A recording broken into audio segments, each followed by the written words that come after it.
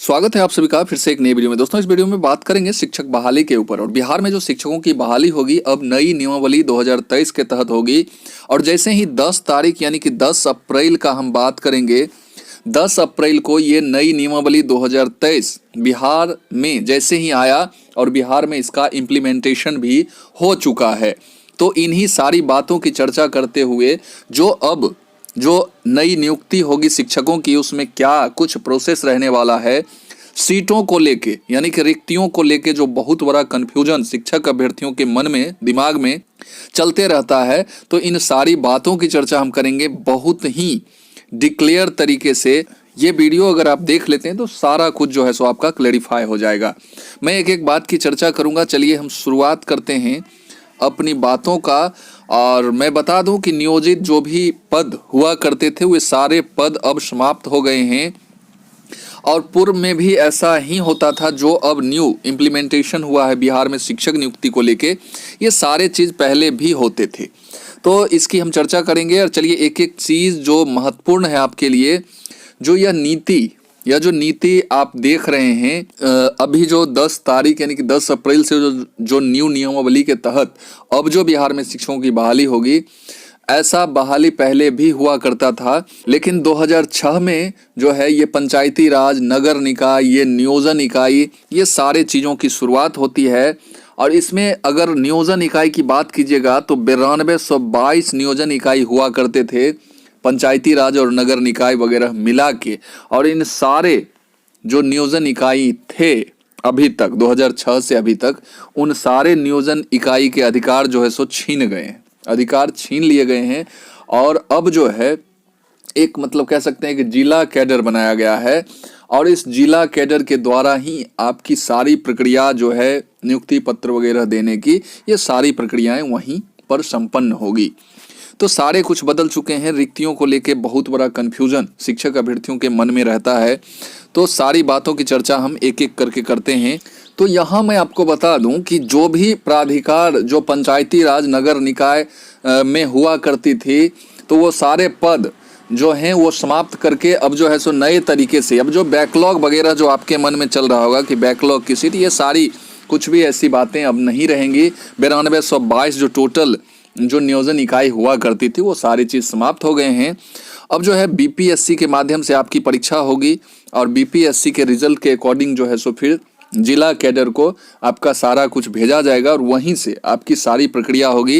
यानी कि यूँ कहें कि जिला के जो डीईओ यानी कि जिला शिक्षा पदाधिकारी जो होते हैं डीईओ, उन्हीं के हाथ में सारा कुछ रहेगा और वही जो है सो नियुक्ति प्राधिकार लेंगे और वही सब कुछ करेंगे। अब बात आती है कि बहाली की जो प्रक्रिया यानी कि आवेदन की जो प्रक्रिया होगी, तो आवेदन जैसे ही नोटिफिकेशन आएगा, एक डेट बताया जाएगा आपको कि इस डेट से आप आवेदन अपना कर सकते हैं, इतना तक में आवेदन कीजिएगा, ये लास्ट डेट रहेगा। तो ये पहले क्या होता था कि ऑफलाइन हार्ड कॉपी लेके पंचायत नगर निकाय में आपको जो है सो अपना आवेदन हार्ड कॉपी जमा करना पड़ता था, या डाक के द्वारा भी आप अपना आवेदन भेजते थे। लेकिन अब जो है ये प्रक्रिया ऑनलाइन हो गई है और जितने नियोजन इकाई थे उतने जगह जाके, अगर आप चाहते हैं सारे नियोजन इकाई से अप्लाई करें तो उतना जगह आपको जाना होता था पहले। वीडियो में आगे बढ़ने से पहले हम आज बात करेंगे चक्षु पब्लिकेशन के उस बुक के ऊपर जो बिहार प्रधान शिक्षक भर्ती परीक्षा 2023 के लिए तैयार की गई है। और यह बुक पूरी तरह से न्यू नियमावली 2023 के पाठ्यक्रम, जो संभावित पाठ्यक्रम हैं, उसके आधार पर यह बुक तैयार की गई है। यदि आप भी बिहार प्रधान शिक्षक भर्ती परीक्षा 2023 की तैयारी कर रहे हैं तो इस स्टडी गाइड को आप जरूर परचेज करेंगे। इसमें बहुत सारी जो बातें हैं सिलेबस के अकॉर्डिंग दी गई है, जिसे मैं आपको दिखाता हूँ। यह स्टडी गाइड है जिसमें सामान्य अध्ययन डीएलएड कोर्स से संबंधित जो भी पॉइंट्स हैं वो सारे पॉइंट्स दिए गए हैं और भी बहुत सारे पॉइंट्स दिए गए हैं जो कि आपके परीक्षा में पूछे जाएंगे। और बिल्कुल यह बुक न्यू नियमावली की जो संभावित पाठ्यक्रम है उस पर आधारित यह बुक है। इस बुक की खासियत की अगर हम बात करेंगे तो चलिए हम एक एक चीज आपको दिखाते हैं। बड़े ही आसान तरीके से इस बुक को तैयार किया गया है। सामान्य अध्ययन डीएलएड विषय सारे पॉइंट्स समाहित हैं इस बुक में जो आपके एग्जाम में पूछे जाएंगे। फिर इसकी एक और खासियत है कि इन पॉइंट्स को जब आप चैप्टर वाइज पढ़ेंगे, जैसे ही इसके लेसन अध्याय को आप पढ़ेंगे भारतीय संविधान एवं राज्य व्यवस्था, इसके पूरे लेसन को आप पढ़ने के बाद लास्ट में जैसे ही आप जाएंगे तो आपके लिए प्रैक्टिस करने के लिए बहुत सारे ऑब्जेक्टिव्स क्वेश्चन भी दिए हुए हैं, जिसको आप बना के अपनी तैयारी को और अपने कॉन्फिडेंस को और भी बिल्डअप कर सकते हैं। तो इस बुक को अगर आपको परचेज करना है और बिहार प्रधान शिक्षक भर्ती परीक्षा में सफलता पानी है तो इस बुक को आप जरूर परचेज करेंगे। इसका लिंक आपको डिस्क्रिप्शन में मिल जाएगा, तो वहां से आप क्लिक करके आप परचेज कर सकते हैं। उसमें कॉन्टैक्ट नंबर भी है, और भी जानकारी कोई लेनी हो तो उस कॉन्टैक्ट नंबर से आप बात भी कर सकते हैं। इस बुक को जरूर परचेज करें अपनी सफलता के लिए। लेकिन अब ऐसा कुछ नहीं है। अब जो है आपको ऑनलाइन तरीके से और सेंट्रलाइज तरीके से आवेदन लिए जाएंगे। एक ही आवेदन कीजिएगा आप, और उसी में आपको ऑप्शन मांगा जाएगा कि आप किस किस जिला कैडर में जॉब यानी कि शिक्षक बनना चाहते हैं। तो ये ऑप्शन वहीं से आपको मिल जाएगा और वहाँ से आप जो है सो अपना प्रेफरेंस डाल सकते हैं। जो भी प्रेफरेंस मिले 9, 10, 12 या 38 के 38 प्रेफरेंस डालने को आपको कहा जाए। तो ये मेथड है, जब नोटिफिकेशन आएगा तो आपको सारा कुछ पता चलेगा।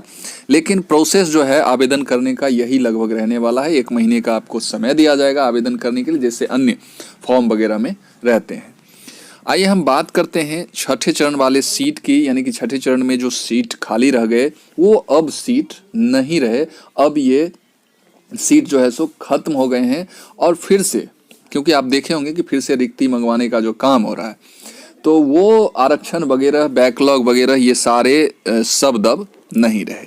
अब पूरे सीट को जो है सो एक जगह कंपाइल करके फिर से रोस्टराइज किया जाएगा, और जो भी आरक्षण वगैरह है वो उसी सीट पर फिर से जिला को भेज के, और जिला के तरफ से जो है सो आरक्षण वगैरह रोस्टराइज करके फिर से भेजा जाएगा विभाग को, और इस प्रकार से नोटिफिकेशन वगैरह आएगा।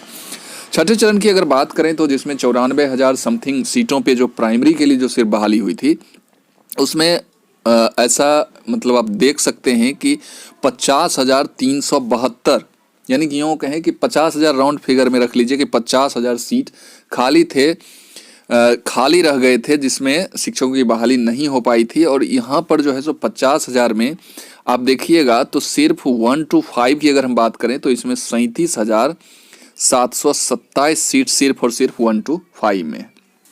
6 to 8 की अगर हम बात करेंगे, 6 to 8 की, ये इसलिए बता रहा हूँ कि बार बार जो पेपर्स के माध्यम से जो कन्फ्यूज़न क्रिएट किया जाता है उसी को दूर करने के लिए। तो 1 to 5 में आपने देख लिया कि 40,000 के अप्रॉक्स सिर्फ और सिर्फ 1 to 5 में सीट खाली रह गए थे 6 फेज में। फिर नए सीट जो खाली हुए वो अलग हैं। और 6 to 8 की बात कीजिएगा तो यहाँ आपको 11,220 सीट 6 to 8 में। अब आप सोचिए कि ये जो 1,000, 1,200 या 1,700 ये जो सीट पेपर्स के माध्यम से जो दिखाया जाता है, ये कहाँ तक उचित है? ये सरासर गलत है। तो यहीं से आप अंदाज लगा सकते हैं कि 20 से 25,000, 30,000 के अप्रॉक्स तो कम से कम सीट जरूर आएगा 6 to 8 में भी। ऐसे अगर लाखों की संख्या में अगर सिर्फ प्राइमरी में सीट आती है तो 35 से 40,000 सीट आपको 6 to 8 में मिल जाएंगे, और वही 60 से 70,000 सीट प्राइमरी में आपको सिर्फ 1 to 5 में मिलने वाले हैं। तो इसलिए धैर्य बना के आप अपनी तैयारी करते रहिए, और तैयारी के द्वारा ही आप शिक्षक बन सकते हैं, क्योंकि वो प्रक्रिया, वो पुरानी प्रक्रिया अब ध्वस्त हो चुकी है, अब वो रही नहीं। तो आपको तैयारी हर हाल में करना होगा। वही माध्यमिक और उच्चतर माध्यमिक की बात कर लें, यानी कि 9 to 12 की बात कर लें, तो वहाँ भी छठे चरण में 32,714 सीटों पर बहाली की प्रक्रिया चली थी, जिसमें ऐसा बताया जा रहा है, एक अनुमान है कि आधे से ज़्यादा सीट, यानी कि यूँ कहें कि इसमें भी 20 से 22,000 पुरानी जो सीट है वो वैकेंट रह गई है। लेकिन इन सीटों का अब कोई मतलब नहीं रहता है। नए सिरे से फिर जो सीट काउंटिंग करके आएंगे उसी के जरिए अब रोस्टराइज वगैरह जो भी आरक्षण वगैरह की जो प्रक्रिया है वो दी जाएगी। तो ये सारी प्रक्रियाएं हैं, इसलिए घबराना नहीं है। सीट आएंगे ही, काफ़ी मात्रा में सीट आएंगे। तो सिर्फ और सिर्फ ज़रूरत है कि आप अपनी तैयारी करें। और सीटेट का जो नया फॉर्म आ गया है उससे भी घबराने की ज़रूरत नहीं, क्योंकि अब जब परीक्षा के माध्यम से शिक्षक बनेंगे तो उसमें भीड़ बढ़ जाए घट जाए, जो तैयारी करेंगे उन्हीं का होना कन्फर्म रहेगा। तो आई होप सारा जो कन्फ्यूज़न है वो दूर हुआ होगा। तो इस वीडियो को हम यहीं समाप्त करते हैं और फिर मिलते हैं किसी नए वीडियो में नई एनर्जी के साथ। तब तक के लिए जय हिंद, वंदे मातरम।